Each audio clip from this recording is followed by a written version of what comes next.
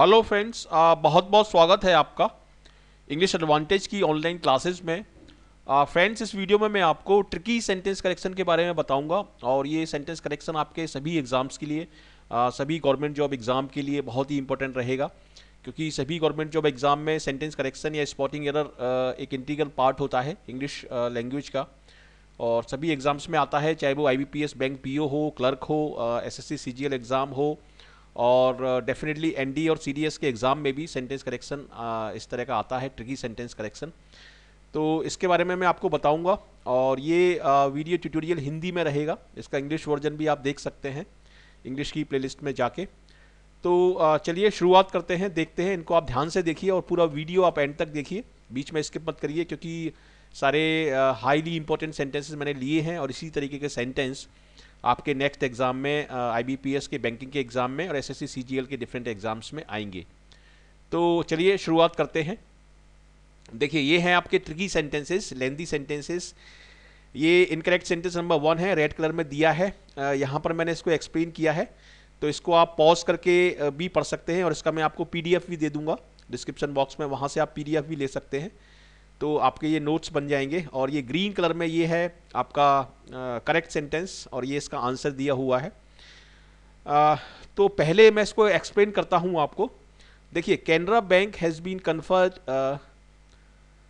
conferred with the awards for being the best bank under priority sector lender and best retail growth performance amongst public sector banks. देखिए, इस तरह के sentences में क्या होता है कि समझ में नहीं आता कि कहाँ पर गलती हो सकती है, क्योंकि सब्जेक्ट को बहुत लंबा कर दिया जाता है। ये जो सब्जेक्ट होता है इसको बहुत लंबा कर दिया जाता है। तो इसको सॉल्व करने का तरीका है कि एक एक पार्ट को आप ध्यान से पढ़ें और उसके बाद इसका आंसर निकल के आ जाएगा। देखिए, Canara bank has been conferred with, actually ये सेंटेंस मैंने एक बुक में से लिया है, वहाँ पर इसमें कन्फर्ड विद लिखा हुआ है, लेकिन ये मेरे हिसाब से कन्फर्ड ऑन होना चाहिए। तो ये गलती नहीं है इसमें, ये गलती एग्जामिनर नहीं मानी है, लेकिन मेरे हिसाब से ये कन्फर्ड ऑन होना चाहिए।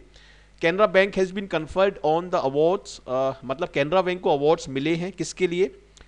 For being the best bank under priority sector lender. Priority sector मतलब लेंडर का मतलब उधार देने वाली, जो लोन देती है, उस सेक्टर में इसको बेस्ट बैंक का अवार्ड मिला है। And best retail growth performance. अब देखिए, यहां पर परफॉर्मेंस की जगह आपको लिखना होगा परफॉर्मर, क्योंकि कैनरा बैंक को जो अवार्ड मिला है वो एक अच्छा परफॉर्मर होने के लिए मिला है, ना कि उसकी परफॉर्मेंस के लिए।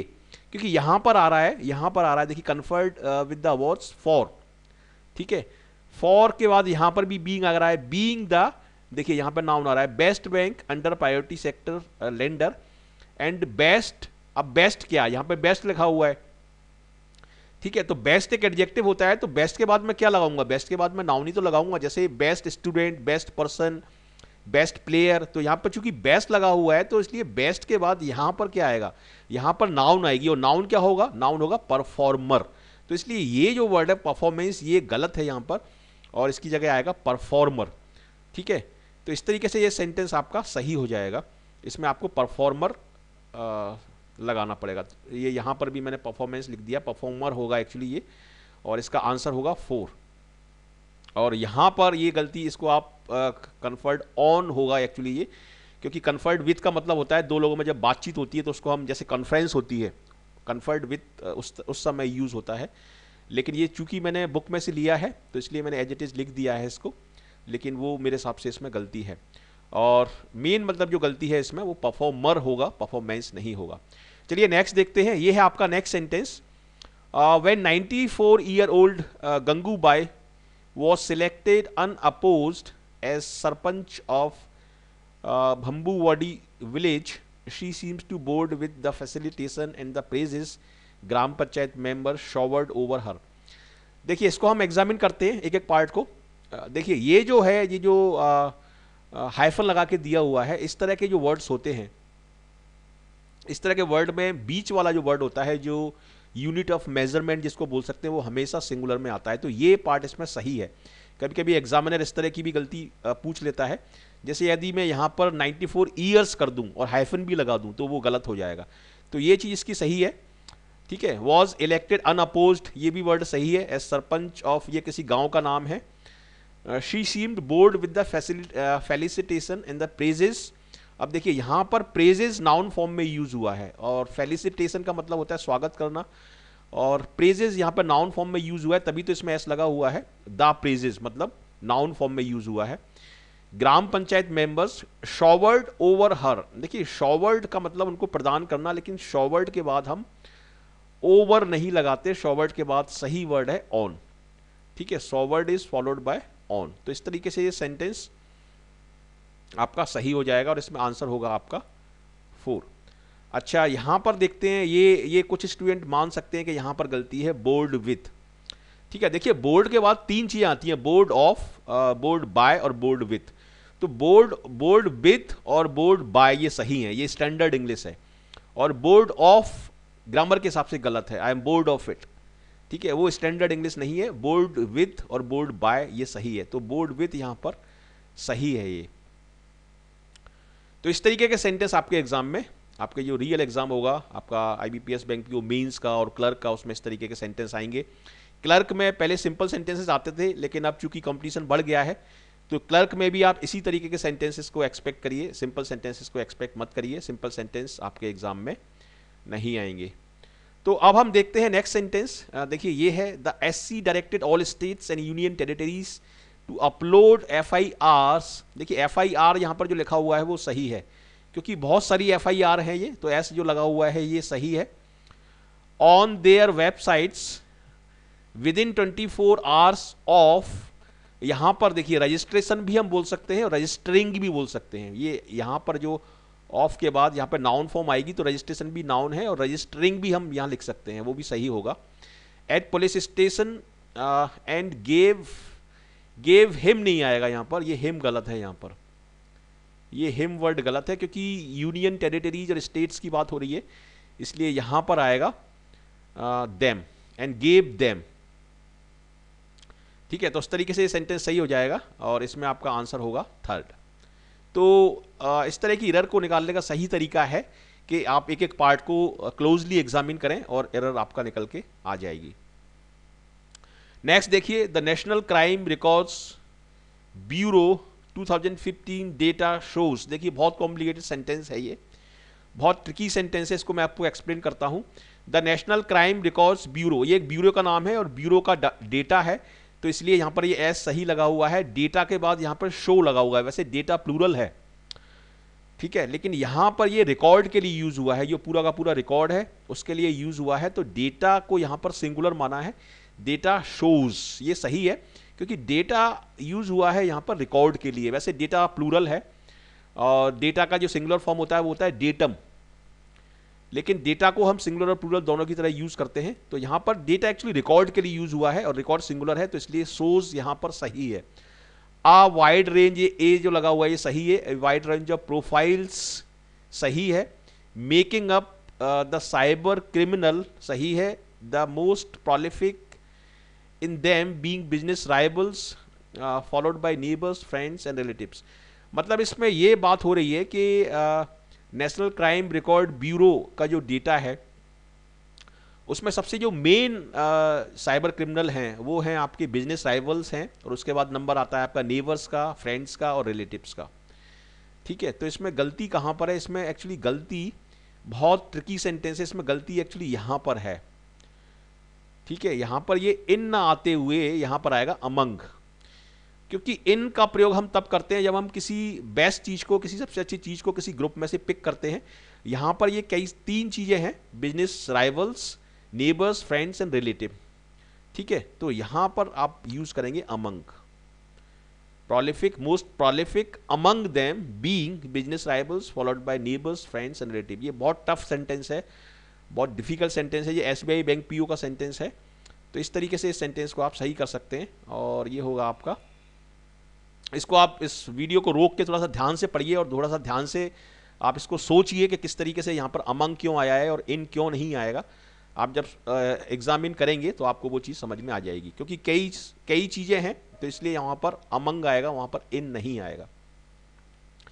नेक्स्ट देखिए, the intra firm trade accounts to about 50% of international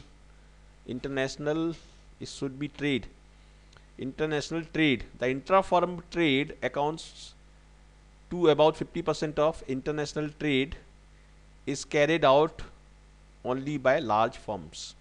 यहाँ पर होना चाहिए इंटरनेशनल ट्रेड्स, लेकिन यहाँ पर गलती कहाँ है? यहाँ पर गलती इसमें इस वाले पार्ट में है, क्योंकि सही जो फ्रेज है वो है अकाउंट फॉर। अकाउंट फॉर का मतलब होता है, अकाउंट फॉर का मतलब होता है कि उतना प्रतिशत पार्ट उसका, उतने प्रतिशत पार्ट के लिए कोई पर्टिकुलर चीज़ रिस्पॉन्सिबल है। जैसे इंट्रा फर्म जो ट्रेड है वो 50% पार्ट के लिए, इंटरनेशनल ट्रेड के 50% पार्ट के लिए रिस्पॉन्सिबल है। तो उस सेंस को बताने के लिए हम बोलते हैं अकाउंट्स फॉर। अकाउंट्स में एस लगा हुआ है, ये सही है क्योंकि यहाँ पर ट्रेड सिंगुलर है, तो एस लगा हुआ है, ये सही है, लेकिन सही वर्ड होता है अकाउंट्स फॉर। ठीक है, तो अकाउंट टू नहीं होता, अकाउंट फॉर होता है, अकाउंट फॉर। और इसमें आंसर होगा आपका सेकंड। तो ये भी बहुत टिपिकल मिस्टेक है, बहुत ट्रिकी मिस्टेक है, और इस तरह के सेंटेंसेस एग्जाम में बहुत आते हैं। नेक्स्ट देखिए, government has announced many sector specific initiative including that for electronic and textile sectors, and implemented ease of doing business reforms for improving trade and port infrastructures. तो अब देखिए, ध्यान से आप पढ़िए यहाँ पर, तो आपको एरर निकल के समझ में आएगी। गवर्नमेंट हैज़ अनाउंस्ड, ठीक है, हैज़ अनाउंस्ड तक सही है, मैनी सही है, सेक्टर स्पेसिफिक इनिशिएटिव्स मतलब गवर्नमेंट ने बहुत सारे इनिशिएटिव्स को लॉन्च किया है जो कि सेक्टर स्पेसिफिक हैं, अलग अलग सेक्टर हैं, जैसे टेक्नोलॉजी सेक्टर है और आपका इलेक्ट्रॉनिक सेक्टर है। ठीक है, इस तरह के इनिशिएटिव गवर्नमेंट ने लॉन्च किए हैं, including that for electronic and textile sectors. अब देखिए, including that for electronic and textile sector मतलब इन सेक्टर्स के लिए जो इनिशिएटिव लॉन्च किए हैं उनकी भी बात हो रही है, वो भी इसमें इंक्लूड हैं। ठीक है, तो इलेक्ट्रॉनिक सेक्टर और टेक्सटाइल सेक्टर, ये दो सेक्टर हो गए, मतलब ये आपका जो सब्जेक्ट बन गया ये प्लूरल बन गया। तो इनसे रिलेटेड जो इनिशिएटिव होंगे उनके लिए आप दैट का यूज ना करते हुए आप करेंगे दोज का यूज, क्योंकि बहुत सारे इनिशिएटिव्स हैं यहां पर। ठीक है, तो यहां पर आएगा आपका those for electronic and textile sectors. देखिए कितना ट्रिकी सेंटेंस है। ट्रिकी सेंटेंस से क्या मतलब है? ट्रिकी सेंटेंस से मेरा मतलब ये है कि आप पता नहीं लगा सकते कि एरर कहां पर होगी, और उसको ढूंढना बहुत ही टफ है, बहुत ही मुश्किल है। और इस तरह के सेंटेंस IBPS बैंक पी और SBI बैंक पी में बहुत आते हैं इस तरह के सेंटेंस। ट्रिकी का मतलब है कि उसको जिसको आप एक्सपेक्ट नहीं कर रहे हैं, जिस पार्ट को, उस पार्ट में एरर है। तो ये है इसका आंसर, और आंसर है इसमें 2। तो ये आपका वीडियो ट्यूटोरियल पूरा आपका IBPS PO मेंस के लिए बहुत ही इंपॉर्टेंट रहेगा, क्योंकि इस बार 10 क्वेश्चन आए हैं प्री में, और हो सकता है मेंस में भी 10 क्वेश्चन आए। वैसे नॉर्मली मेंस में आपके क्लोज टेस्ट ज़्यादा रहेंगे, क्लोज टेस्ट आपके 2 या 3 क्लोज टेस्ट हो सकते हैं, 5-5 नंबर के या 10-10 नंबर के 2 क्लोज टेस्ट हो सकते हैं, लेकिन डेफिनेटली स्पॉटिंग एरर भी आ सकती हैं, 10 स्पॉटिंग एरर आ सकती हैं। तो डेफिनेटली ये बहुत इंपॉर्टेंट है। अब हम देखते हैं next. Widespread monsoon rains have boosted the plants of key kharif crops such as rice, pulses and oil seeds, raising the prospects of a good harvest. Prospects का मतलब होता है सफलता की जो संभावना होती है, उसको हम बोलते हैं prospects। तो ये सही है, raising सही है। ठीक है, और widespread monsoon rains ये प्लूरल है, तो यहाँ हैव सही आया है। मतलब इसका मतलब यह है कि मानसून जो रेन हुई है सब जगह, उसने किसी चीज को बढ़ावा दिया है, बूस्ट दिया है, लेकिन किस चीज को? द प्लांट्स ऑफ की खरीफ क्रॉप्स। ठीक है, अब आप ध्यान से यदि देखें तो आपको समझ में आएगा कि क्रॉप्स और प्लांट्स का रिलेशन नहीं है। क्रॉप्स का होता है प्लांटेशन, ना कि plants. Crops is related with plantations. ठीक है, तो यहां पर प्लांट्स की जगह आपको बोलना पड़ेगा प्लांटेशन। क्रॉप की खरीफ क्रॉप का प्लांटेशन, ना कि प्लांट, क्योंकि प्लांट नहीं होता उसका कोई भी, प्लांटेशन होता है। तो यहां पर आएगा प्लांटेशन। तो इस तरीके से इस क्वेश्चन को आप सही कर सकते हैं। ये वर्ड रिलेटेड मिस्टेक है, और वर्ड रिलेटेड मिस्टेक भी डेफिनेटली आपके एग्जाम में आ सकती है, बैंकिंग एग्जाम में बहुत आती है वर्ड रिलेटेड मिस्टेक, और ग्रामेटिकल रिलेटेड मिस्टेक कम आती है, वर्ड रिलेटेड मिस्टेक काफ़ी आती हैं। और यदि 10 सेंटेंस दिए हैं एग्जाम में तो 2 या 3 उसमें से नो एरर के सेंटेंस भी हो सकते हैं, तो इस चीज को भी आप ध्यान रखिए। चलिए देखते हैं next sentence. Beside the high speed train, India and China have agreed to cooperate to increase speed on the existing railway line from Chennai to Mysore via Bangalore। इसमें तो एक सिंपल सी मिस्टेक है। बिसाइड का मतलब होता है by the side of, और यदि आप इसमें एस लगा देंगे बिसाइड्स तो उसका मतलब होता है इसके अलावा।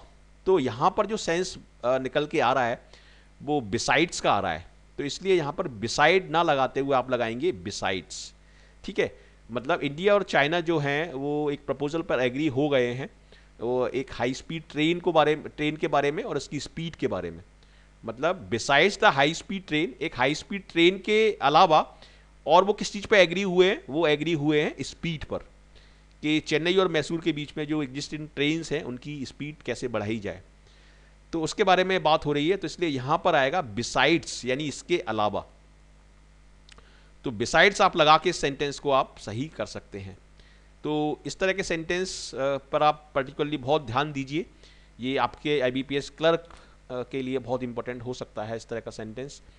अब हम देखते हैं next sentence. Patels appointment, Patel मतलब जो RBI के जो गवर्नर नए अभी अपॉइंट हुए हैं, अरिजित पटेल, उनकी बात हो रही है इसमें। Patel's appointment sends a strong signal, sends यहाँ पर सही है क्योंकि सिंगुलर है appointment. Signal that the centre, centre से पहले दा सही है, is serious about fighting inflation, targeting higher economic growth and ensure. अब आप देखिए यहां पर, देखिए सेंटेंस की कंसिस्टेंसी मेंटेन नहीं हो रही है। यहां पर हम लगा रहे हैं strong signal that the centre is serious about. अब अबाउट के बाद फाइटिंग लगा हुआ है, ठीक है, और कॉमा लगा है, कॉमा के बाद फिर यहां पर ING फॉर्म आ रही है, तो यहां पर भी फिर आपको ING फॉर्म लगानी चाहिए।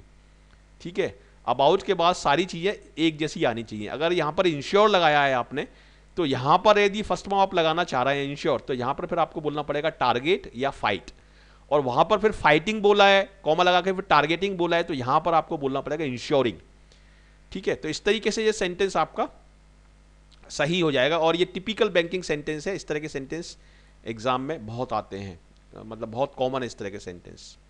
ठीक है, तो मुझे उम्मीद है आपको ये सारे ट्रिकी सेंटेंसेस मैंने जो पिक किए हैं ये आपको सारे समझ में आ रहे होंगे, और बहुत ही इंपॉर्टेंट है ये मेंस एग्जाम जो आने वाला है, IBPS बैंक PO का मेंस एग्जाम जो 20 नवंबर है, उसके लिए तो है ही इंपॉर्टेंट, लेकिन सभी गवर्नमेंट जॉब एग्जाम के लिए ये बहुत ही इंपॉर्टेंट हैं ये क्वेश्चंस। नेक्स्ट देखते हैं, people who post grayer or darker colored pictures on Instagram are more likely to be depressed compared to those who upload images with vibrant hues। तो यहां तक तो ये सेंटेंस सही है। पीपल हु पोस्ट ग्रेयर और darker coloured picture on Instagram are more, देखिए देखिए यहां पर चूंकि मोर लगा हुआ है इसलिए यहां पर ये कंपैरेटिव डिग्री का यूज हुआ है। ठीक है, ER इसमें भी लगा है, इसमें भी ER लगा है, ये कंपैरेटिव डिग्री है एडजेक्टिव की, ये यूज इसलिए हुई है क्योंकि यहां पर मोर लगा हुआ है, तो इसलिए ये सेंटेंस सही है। और सेंटेंस सही नहीं है, मतलब ये पार्ट सही है। To be depressed compare to those के बाद हु आया है, सही है। अपलोड सही है। Images with vibrant huge, huge का मतलब भी कलर होता है। अब देखिए यहां पे साइंटिस्ट सेज, साइंटिस्ट बहुत सारे हैं इसलिए सेज की जगह आप बोलेंगे यहां पर से, तो ये इसमें गलती है। देखिए कितनी ट्रिकी मिस्टेक है। स्टूडेंट नॉर्मली इस पर ध्यान नहीं देंगे, जल्दी से पढ़ के निकल जाएंगे, ध्यान नहीं देंगे, लेकिन पूरे सेंटेंस के आखिरी पार्ट तक उसको ध्यान से पढ़ना जरूरी है, तभी आप उसको एरर उसमें निकाल पाएंगे। तो इसमें 4 पार्ट में गलती है, 4 इसका एरर होगा। नेक्स्ट देखते हैं, do you know that it was I who has done this piece of beautiful work. ठीक है, तो यहां पर जो हैज है ये गलत है, क्योंकि आई के बाद आप जो हेल्पिंग वर्ब लगाएंगे वो हैव लगाएंगे ना कि हैज, तो इसलिए यहां पर आप लगाएंगे हैव, और इस तरीके से सेंटेंस सही हो जाएगा। ये बैंकिंग का सेंटेंस है, ये IBPS क्लर्क का सेंटेंस है, ये एग्जाम में आ चुका है ये ऑलरेडी। नेक्स्ट देखिए, the future of e-commerce business and IT industry seem quite bright owing to ever growing demand in the country. देखिए इस तरह के सेंटेंस में क्या होता है, इस तरह के सेंटेंस में सब्जेक्ट को बहुत लंबा कर दिया जाता है, बहुत मॉडिफाई कर दिया जाता है। ये सब्जेक्ट देखिए कितना लंबा सेंटेंस है, एक लाइन के बराबर पूरा सब्जेक्ट है। तो नॉर्मली स्टूडेंट्स क्या करेंगे, क्योंकि यहाँ पर एंड लगा हुआ है, तो बिजनेस ई कॉमर्स बिजनेस और आईटी इंडस्ट्री, ये इसको प्लूरल मान के यहाँ पर इस वर्ब को वो सही साबित कर देंगे। लेकिन इसका सब्जेक्ट ई कॉमर्स बिजनेस या आईटी इंडस्ट्री ना होके इसका सब्जेक्ट है future. The future of e commerce business and IT industry seems, तो यहां पर आप बोलेंगे सीम्स, ठीक है, ये गलत है आपका, सीम्स बोलेंगे क्योंकि सब्जेक्ट सिंगुलर है, तो इसलिए आपको सीम्स वहां पर बोलना पड़ेगा, सिंगुलर वर्ब आपको लगानी पड़ेगी। ये यहां पर भी सीम्स लिखा है लेकिन ये सीम्स होगा, तो इसको आप करेक्ट कर लें और इसका आंसर होगा 2। नेक्स्ट देखिए, his strict boss forbade him not to go through the contents of that report about employees personal detail. देखिए जिस तरह के सेंटेंस में ये अपोस्ट्रोफी एस आता है, इसको आप ध्यान से देखा करो इसको सॉल्व करते समय, क्योंकि इसमें देखिए एम्प्लॉइज में एम्प्लॉइज की पर्सनल डिटेल्स, तो इसमें एस ना लगाते हुए केवल लगेगा अपोस्ट्रोफी, क्योंकि एस पहले से लगा हुआ है, तो ये इसमें यहां पर सही है। फिर गलत क्या है, गलत इसमें ये वाला वर्ड है, इस वाले वर्ड से आप एकदम से अलर्ट हो जाया करो जब ये वर्ड आया करे एग्जाम में। फॉरबिड, फॉरबिड का मतलब होता है नॉट अलाउ, ठीक है, फॉरबिड का मतलब होता है किसी को कोई काम करने से मना करना, फॉरबिड। तो फॉरबिड इसका सेकंड फॉर्म है और फॉरबिडन इसका थर्ड फॉर्म है। तो चूंकि ये पहले से ही नेगेटिव वर्ड है, इसलिए यहां पर इसमें हम नॉट नहीं लगाएंगे। Forbid him to go through, forbid him to go through बोलेंगे, forbid him not to go through हम नहीं बोलेंगे। नॉट हम जब लगाएंगे जब हम यहां पर आस्क बोलेंगे, his strict boss ask him not to go through, इस तरह से बोलेंगे, क्योंकि आस्क एक पॉजिटिव वर्ड है लेकिन फॉरबिड एक नेगेटिव वर्ड है, तो इसलिए इसके साथ यहां पर ये नॉट नहीं लगेगा, क्योंकि फॉरबिड का मतलब होता है नॉट अलाउ, ठीक है। Forbid him to go through, इस तरह से ये सेंटेंस आपका ये सही हो जाएगा और इसका आंसर होगा आपका 2। बहुत इंपॉर्टेंट वर्ड है ये, इस तरह के सेंटेंस बहुत आते हैं। अब हम देखते हैं next, how do you say is more important than what you say while making a public speech. बहुत ट्रिकी सेंटेंस है और हमेशा ध्यान रखिए कि ये जो वर्ड होता है डू या डज या डिड, इस तरह के जो वर्ड हैं इनको हम यूज करते हैं क्वेश्चंस में, ठीक है। और चूंकि ये क्वेश्चन नहीं है, अब ये कैसे पता पड़ा कि ये क्वेश्चन नहीं है, देखिए यहां पर क्वेश्चन मार्क नहीं दिया हुआ है, यहां पर फुल स्टॉप दिया हुआ है, ये क्वेश्चन मार्क नहीं दिया, इसका मतलब ये क्वेश्चन नहीं है। तो चूंकि ये क्वेश्चन नहीं है, तो इसलिए क्वेश्चन से रिलेटेड ये जो हेल्पिंग वर्ब है डू, ये यहां पर नहीं आएगी। तो इसको आप बोलेंगे how you say is more important than what you say while making a public speech. Public speech करते समय या पब्लिक स्पीच देते समय आप कैसे बोलते हैं ज़्यादा इंपॉर्टेंट है बनस्पत इसके कि आप क्या बोलते हैं, ठीक है। तो यहाँ पर मेकिंग ये वर्ड सही है, ये पब्लिक स्पीच के साथ हम इसको लगा सकते हैं। नॉर्मली स्पीच के साथ हम डिलीवर वर्ड लगाते हैं, लेकिन मेक हम लगा सकते हैं, मेक वर्ड यहाँ पर सही है। और ये है इसका explanation, statements pattern must not have a question pattern, बिल्कुल सही, स्टेटमेंट पैटर्न है ये, क्वेश्चन पैटर्न नहीं है, तो इसलिए इसमें डू का काम नहीं है, इसमें डू इसमें नहीं आएगा। तो इस तरीके से आप इसको सही कर सकते हैं और इसका आंसर होगा 1। नेक्स्ट देखिए, researchers have for the first time decoded and predicted the brain activity patterns of word meanings within sentences and advance that may help brain injury and stroke patients communicate better। देखिए इस sentence में कहाँ गलती हो सकती है, इसको हम एग्जामिन करते हैं, देखते हैं, मैं बताता हूँ इसमें कहाँ गलती है। देखिए रिसर्चर्स हैव, ये हैव सही है, फॉर द फर्स्ट टाइम का मतलब है पहली बार, सही है। देखिए for the first time examiner इस तरह के सेंटेंसेस स्टूडेंट को कंफ्यूज करने के लिए देता है। फॉर द फर्स्ट टाइम एक इडियोमेटिक एक्सप्रेशन है जिसका मतलब है कि पहली बार, ठीक है। तो इसको आप इस तरह से भी बोल सकते हैं, researchers have decoded for the first time, या researchers have for the first time decoded, ये सही है, इसमें कोई गलती नहीं है। Decoded and predicted the brain activity patterns of word meanings within sentences, ठीक है। तो इस मतलब माइंड के अंदर जो पैटर्न बनते हैं जब हम मीनिंग का पता लगाते हैं, तो उसको रिसर्चर्स ने डिकोड कर लिया है। और an advance that may help brain injury and stroke patient communicate better, मतलब एन एडवांस का यहां पर मतलब है कि ये एक आगे बढ़ता हुआ कदम है जिसकी मदद से हमको ब्रेन इंजरी के जो पेशेंट हैं और स्ट्रोक के जो पेशेंट हैं, ठीक है, उनसे कम्युनिकेट करने में मदद मिल सकती है। अब देखिए यहां पर कुछ स्टूडेंट सोच सकते हैं कि हेल्प के बाद यहां पर टू नहीं लगा हुआ है, may help brain injury and stroke patient, क्योंकि ये वर्ब है तो इसलिए यहां पर आपको टू लगाना चाहिए, टू कम्युनिकेट। लेकिन मैं आपको बता देता हूं कि हेल्प के बाद टू जो होता है वो ऑप्शनल होता है। मतलब हेल्प के बाद आप 2+B1 भी लगा सकते हैं और केवल B1 भी लगा सकते हैं, जैसे ये यहां पर लगी हुई है वर्ब अकेली। ठीक है, जब अकेली वर्ब का आप प्रयोग करते हैं तो उसको हम बोलते हैं ग्रामर में बेयर इन्फिनेटिव। तो बेयर इन्फिनेटिव हेल्प के बाद एक्सेप्टेबल है, इसको आप लगा सकते हैं। तो इसलिए ये सेंटेंस पूरी तरीके से सही है, इसमें कोई गलती नहीं है और इसका आंसर होगा आपका 5, नो एरर सेंटेंस है। ठीक है, इसको आप ध्यान से पढ़िए एक बार और, ये नो एरर सेंटेंस है। नेक्स्ट देखते हैं, the corporate debt market reforms announced by RBI governor Raghuram Rajan will deepen, deepen सही है क्योंकि डीपन यहां पर एक वर्ब है। डीपन मतलब उसको और इंटेंसिफाई करेगा, वो उसको और गहरा करेगा। डीपन एंड क्रिएट यहां पर सही है, a congenial investment environment both for domestic as well as overseas investors.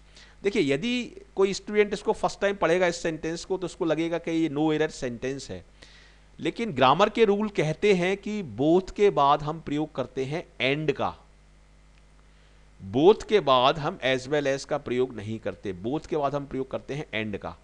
ठीक है, तो यहां पर एज वेल एज की जगह आप लगाएंगे एंड, उस तरीके से ये सेंटेंस सही हो जाएगा। एज वेल एज का प्रयोग हम अलग तरीके से करते हैं, दो नाउन को नॉर्मली हम जोड़ते हैं एज वेल एज से, और बोथ के बाद एंड आता है, जैसे ईदर के बाद और आता है, नीदर के बाद नॉर आता है, तो उस तरीके से बोथ के बाद एंड आता है इसमें।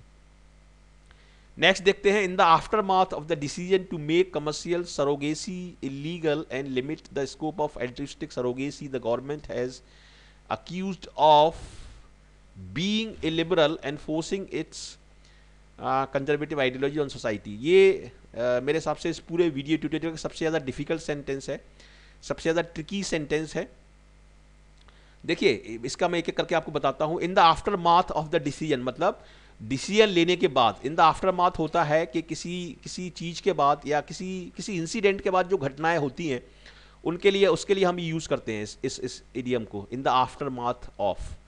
ठीक है, जब डिसीजन लिया, तो जब डिसीजन गवर्नमेंट ने लिया किसके बारे में, सरोगेसी के बारे में। सरोगेसी क्या होता है, सरोगेट मदर्स होती हैं, जैसे किसी लेडी को कोई प्रॉब्लम है और वो कंसीव नहीं कर पा रही है, वो बच्चा पैदा करने में असमर्थ है, तो वो सरोगेट मदर मतलब किराए की कोख को मतलब किसी मदर की कोख को किराए पर लेके उसके थ्रू वो बच्चा पैदा करते हैं, कंसीव करते हैं, तो उसको हम बोलते हैं सरोगेट मदर। तो उसकी इसमें बात हो रही है। तो इसमें यह कहा जा रहा है कि गवर्नमेंट ने जो डिसीजन लिया है कि कमर्शियल सरोगेसी को वो इलीगल मानेंगे। ठीक है, तो उसकी वजह से जो भलाई का जो काम है एल्ट्रिस्टिक सरोगेसी, उसके ऊपर रोक लग जाएगी और वो काम सही तरीके से नहीं हो पाएगा, और इसके बारे में लोगों ने गवर्नमेंट के ऊपर आरोप लगाए हैं। ये सेंटेंस का मतलब है, in the aftermath of the decision to make commercial surrogacy illegal and limit the scope of all altruistic surrogacy. Altruistic मतलब जो भलाई के लिए, दूसरों की भलाई के लिए जो काम किए जाते हैं, तो लोग उन पे आरोप लगा रहे हैं गवर्नमेंट पे कि इस तरीके से जो एल्ट्रिस्टिक सरोगेसी है उसका जो स्कोप है वो लिमिट हो जाएगा, वो लिमिटेड हो जाएगा।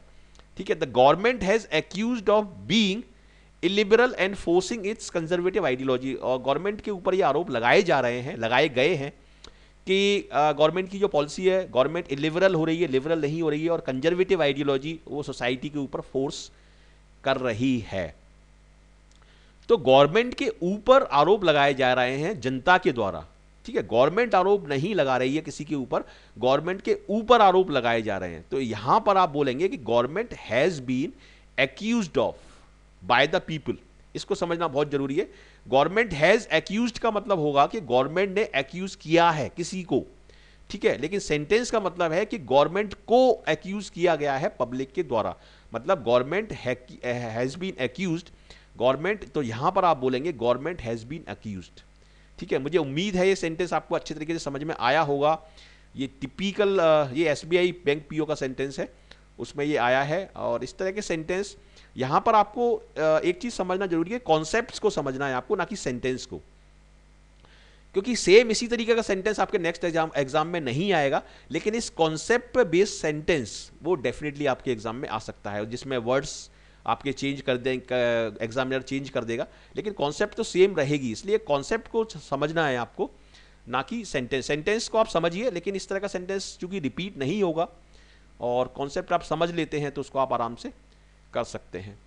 अब हम देखते हैं next, divide this beautiful birthday cake in 10 parts and distribute them among your invited friends, 1 each.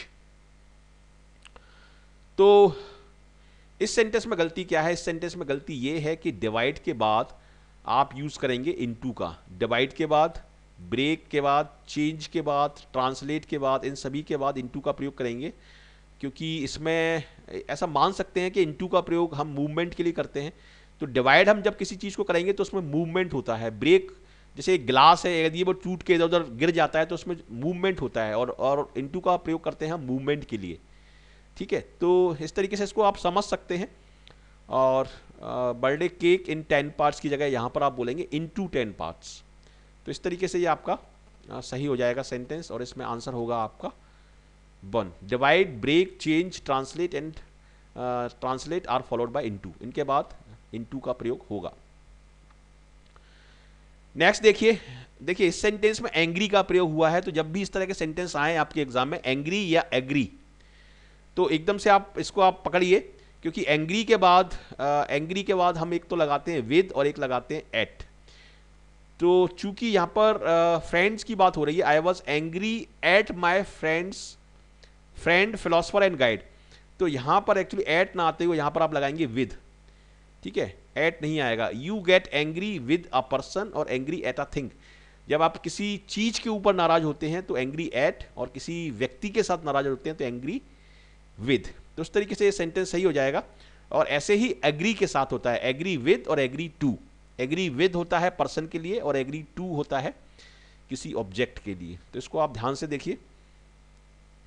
I am going to buy a laptop, a bike and a cell phone when prices of these commodities comes down इसमें गलत है, इसमें prices की बात हो रही है, तो इसलिए यहां पर कम्स ना आते हुए यहां पर आप बोलेंगे कम। तो उस तरीके से ये सेंटेंस सही हो जाएगा। तो कैसा लगा आपको ये वीडियो? इसमें मैंने सारे ट्रिकी सेंटेंसेस लिए हैं। इस वीडियो को आप ध्यान से देखिए पूरा एंड तक, और कई बार इसको आप पढ़िए, आपको ये सारे समझ में आएंगे सेंटेंस करेक्शन। और इसका पीडीएफ मैं अवेलेबल करवा दूंगा आपको, ये डिस्क्रिप्शन बॉक्स में मिल जाएगा, वहाँ से आप पीडीएफ भी ले सकते हैं और इसको आप पूरा पढ़ सकते हैं। ठीक है, तो thank you very much for watching this video and I wish you all the best for your bright future. Thank you.